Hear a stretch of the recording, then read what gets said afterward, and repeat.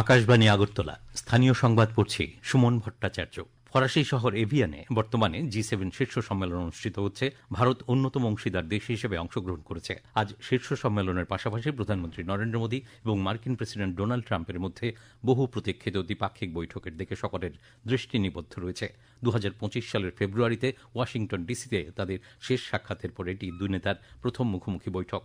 আজকের এই বৈঠকে উভয় নেতা বিভিন্ন ক্ষেত্রে দ্বিপাক্ষিক সহযোগিতা গভীরতর করার ব্যাপারে আলোচনা করবেন বলে আশা করা হচ্ছে। পাশাপাশি তারা পারস্পরিক স্বার্থ সংশ্লিষ্ট জরুরি আঞ্চলিক ও আন্তর্জাতিক বিষয়গুলো নিয়েও আলোচনা করবেন। মুখ্যমন্ত্রী অধ্যাপক ডাক্তার মানিক সাহা বলেছেন, রাজ্য সরকার সুশাসন বজায় রেখে স্বচ্ছতার সঙ্গে কাজ করছে। এর ফলে ত্রিপুরা শীঘ্রই অগ্রণী রাজ্যের মর্যাদা অর্জন করতে সক্ষম হবে। ধলাই জেলার কমলপুরের হালাহালি উচ্চ মাধ্যমিক বিদ্যালয় প্রাঙ্গণে বিদ্যাজ্যোতি স্কুল প্রকল্পের আওতায় গতকাল হালাহালি উচ্চ মাধ্যমিক বিদ্যালয়ের নতুন স্কুল ভবনের নির্মাণ কাজের উদ্বোধন ও ধলাই জেলার 14টি প্রকল্পের ভার্চুয়াল উদ্বোধনী অনুষ্ঠানে তিনি একথা বলেন। মুখ্যমন্ত্রী বলেন, শাসন ব্যবস্থার সংস্কার, ডিজিটাল রূপান্তর, বিনিয়োগ বৃদ্ধি, স্বাস্থ্যসেবা, শিক্ষা উদ্ভাবন এবং স্ব উদ্যোগী তৈরির ক্ষেত্রে ত্রিপুরা উল্লেখযোগ্য অগ্রগতি অর্জন করেছে। রাজ্যপাল ইন্দ্রসেনা রেড্ডি নাল্লু বলেছেন, গ্রামীণ অর্থনীতিকে শক্তিশালী করতে দুধের উৎপাদন বাড়ানো অত্যন্ত জরুরি। এক্ষেত্রে ডেয়ারির একটি বিশেষ ভূমিকা রয়েছে।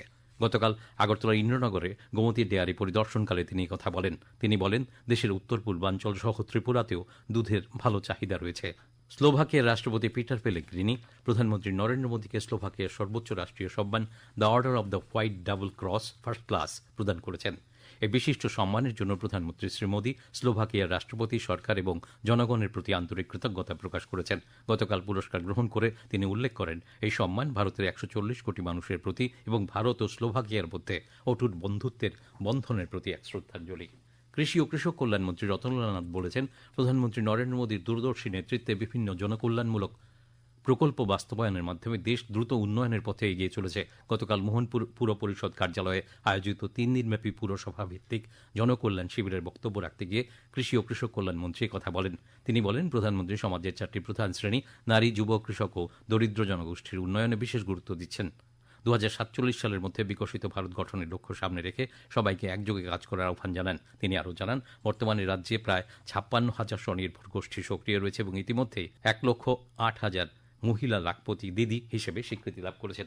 এডিসি ভিলেজ কমিটির নির্বাচন আগামী 27 সেপ্টেম্বর এক দফায় সম্পন্ন করতে রাজ্য নির্বাচন কমিশনের হলফনামায় উল্লেখিত প্রস্তাবে সম্মতি জানিয়েছে সুপ্রিম কোর্ট। বিচারপতি জয়মাল্য বাগচি ও বিচারপতি বিপুল এম পাঞ্চলির ডিভিশন বেঞ্চ মামলার শুনানিতে গতকাল রাজ্য নির্বাচন কমিশনের পক্ষ থেকে হলফনামা দাখিল করা হয়। ত্রিপুরা রাজ্য নির্বাচন কমিশনের পক্ষে উপস্থিত অ্যাটর্নি জেনারেল আর ভেঙ্কটরামানি ভিলেজ কমিটির নির্বাচন আগামী 27 সেপ্টেম্বর এক দফায় আয়োজন করার প্রস্তাব দেওয়ার পরই সুপ্রিম কোর্ট সম্মতি প্রদান করে। রাজ্য সরকারের পক্ষে উপস্থিত সলিসিটর জেনারেল তুষার মেহতা অ্যাটর্নি জেনারেলের প্রস্তাবের সঙ্গে একমত পোষণ করেন। আগামী 21 জুন দ্বাদশ আন্তর্জাতিক যোগ দিবস উদযাপনের লক্ষ্যে গতকাল ঊনকোটি জেলার জেলাশাসক কার্যালয়ে এক প্রস্তুতি বৈঠক অনুষ্ঠিত হয়। উপস্থিত ছিলেন রাজ্য ওয়াকফ বোর্ডের চেয়ারম্যান মবস্বর আলী, জেলাশাসক মেঘা জৈন সহ ত্রিস্তর পঞ্চায়েত ও পৌর পরিষদের জনপ্রতিনিধিরা।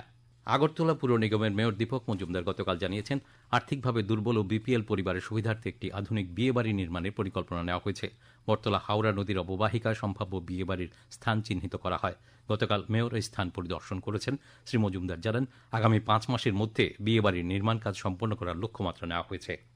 ঊনকোটি জেলার কুমারঘাটে গীতাঞ্জলি অডিটোরিয়ামে এক অনুষ্ঠানে পাবিয়াছড়া বিধানসভা কেন্দ্রের অধীনে বিদ্যালয়গুলির মাধ্যমিক, উচ্চ মাধ্যমিক পরীক্ষায় উত্তীর্ণ সমস্ত ছাত্রছাত্রীকে সম্বর্ধনা দেওয়া হয়।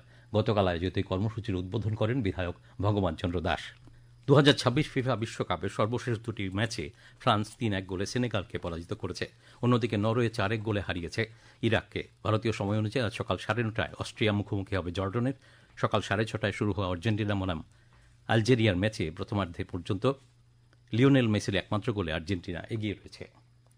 আগামী 24 ঘণ্টায় উত্তর ধলাই, গোমতী, সিপাহীজলা, দক্ষিণ জেলায় বজ্রবিদ্যুৎ সহ ভারী বৃষ্টিপাতের সতর্কতা জারি করেছে আবহাওয়া দপ্তর। আজ দিনের সর্বোচ্চ তাপমাত্রা 33 ডিগ্রি সেলসিয়াস এবং সর্বনিম্ন 26 ডিগ্রি সেলসিয়াসের কাছাকাছি থাকতে পারে। ভোরে সর্বনিম্ন তাপমাত্রা ছিল 26.2 ডিগ্রি সেলসিয়াস। সকাল 5:30টা পর্যন্ত আগরতলায় বৃষ্টিপাতের পরিমাণ 0.4 মিলিমিটার।